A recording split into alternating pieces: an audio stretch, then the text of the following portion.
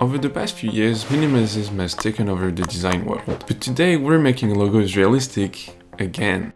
Our first logo is one that you probably all know, DreamWorks Animation. This logo is pretty simple, it's just a silhouette of a kid sitting on the moon holding a fishing rod. But I'm pretty sure if you sent a kid like this to the moon, this would happen. So to make it realistic, we should probably put him in a spacesuit. But for the sake of sticking to the original logo, we'll just pretend he can go to space just like that. Realism. So after betraying the title of this video, I got a nice sky photo and a nice moon photo. And they were pretty easy to put together. The next step was making the kid. And I realized kids are little like donuts. In the first episode, I had to cut out donuts and warp them into position. And well, this time around, I had to do the same thing, but with kids. It was a bit tougher though, because I had to get the proportions right. And it's not really an easy task. At some point, I realized one of his legs wasn't supposed to be resting on the moon, so I had to cut this one out and try to get it right.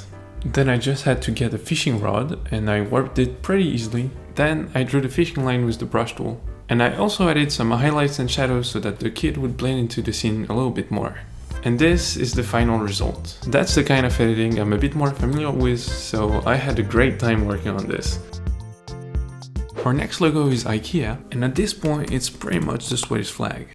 The IKEA logo really doesn't have much to it. It's essentially just a text saying IKEA on the yellow oval on a blue background. So I thought really hard about what to do with this. And IKEA sells furnitures, right? So let's make the IKEA logo with furnitures.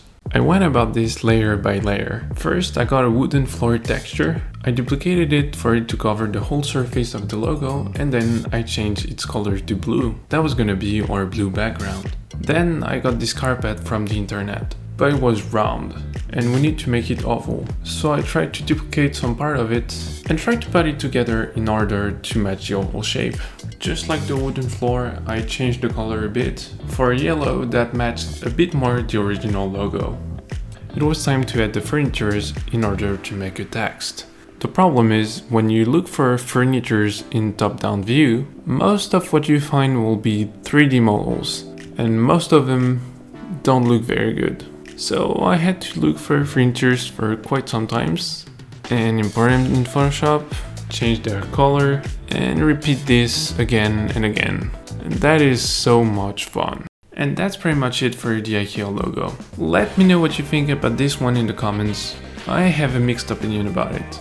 I'm not sure if it's genius or very stupid, but I guess that's the whole point of my videos, isn't it? After watching this video, you probably want to see more. And for this, the only thing you have to do is subscribe to the channel so that you can see me bring more stupid ideas to life in Photoshop. With that said, take care and I'll see you guys next time.